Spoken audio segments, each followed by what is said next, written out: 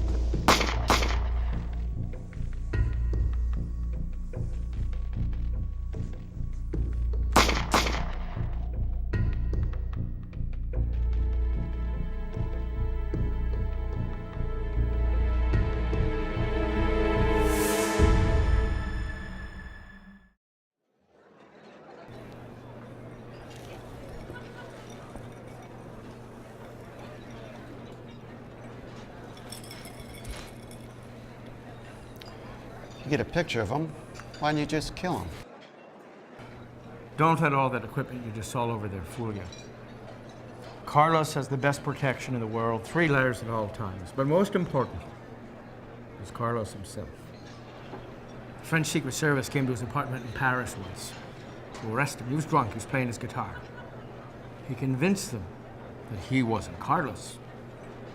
Even got them to let him go into the bathroom to shave, so he'd look good for the interrogation.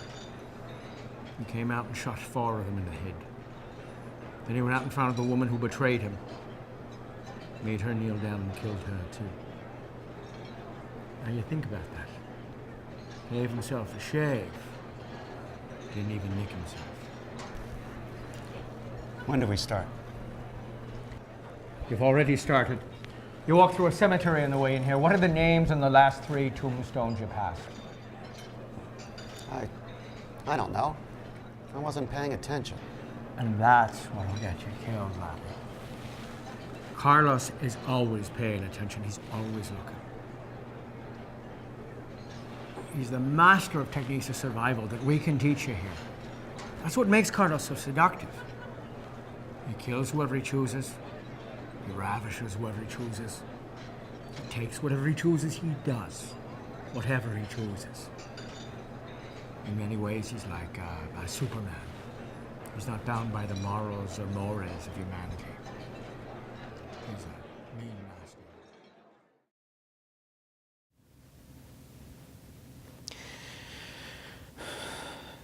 So you want us to talk about our feelings, huh?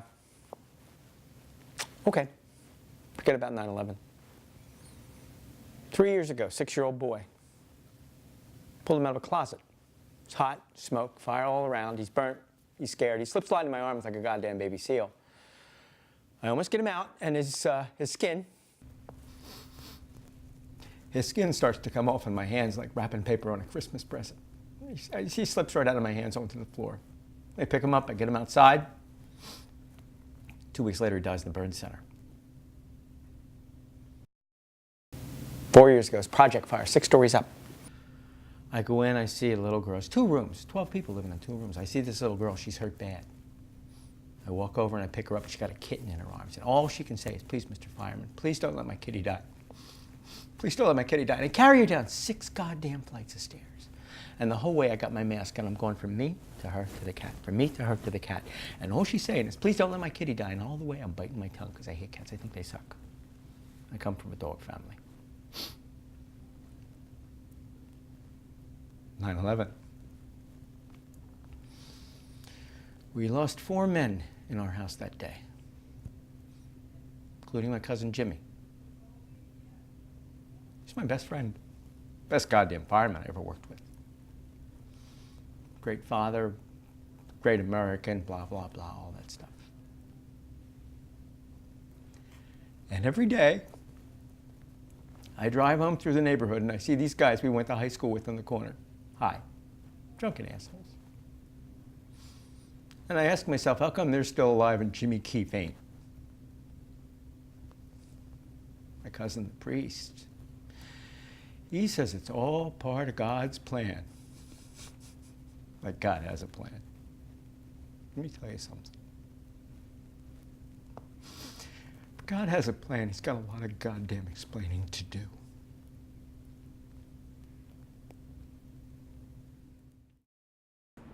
Now, this is an ad hoc operation set up specifically for your mission.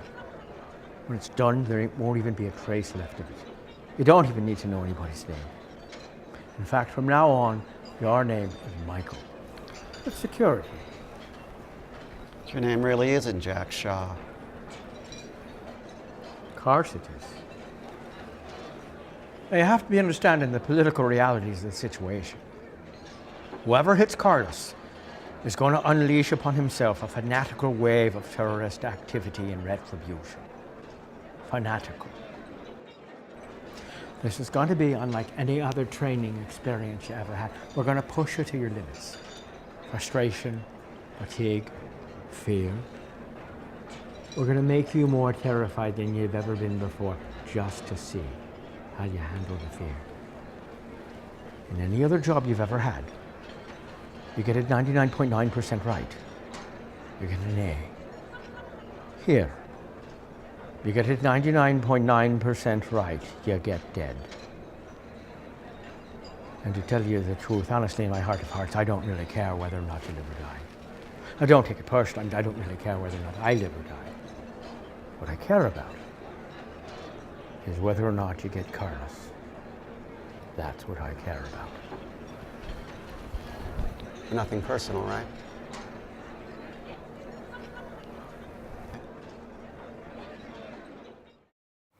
So, Grandpa, are you crazy? Maybe. We're working on it. Does that mean you can come home? Maybe. We're working on that too. So, they said you're doing okay? Oh. Eat, sleep, talk.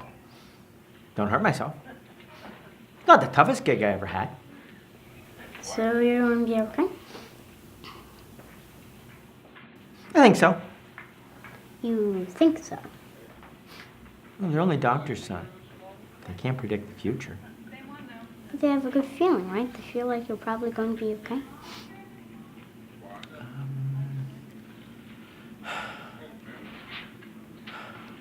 It's not really up to them.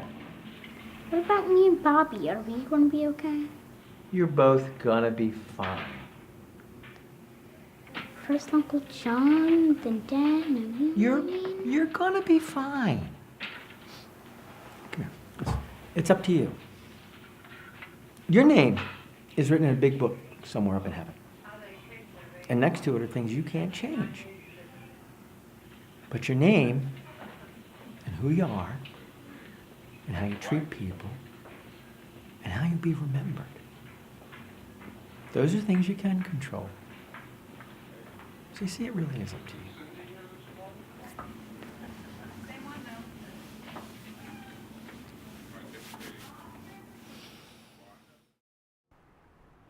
Sit down. Right here. Right there. Okay. Oh, now come on, Laura. What do you? Now listen to me. Oh, here it comes. The fatherly talk. You forget, I'm already a widow. So was Juliet at 15. I'm not 15. Oh, there's the problem. You're too old for me. Can't you be serious? Oh, you just said a bad word. What did I say? Serious. A man gets to be my age, the last thing he wants to be is serious. I don't want to be serious. I especially don't want you to be. Okay. Why don't we just sit around being frivolous all day? How about that? Huh? No, come on. Now, Laura, cut it out. Okay. Now what are you doing? Cutting it out. Who told you to do that? You did. Oh, well, I'm not done complaining yet. Oh. Now, come on. Laura, stop. Cut it out. Robert, I think I love you.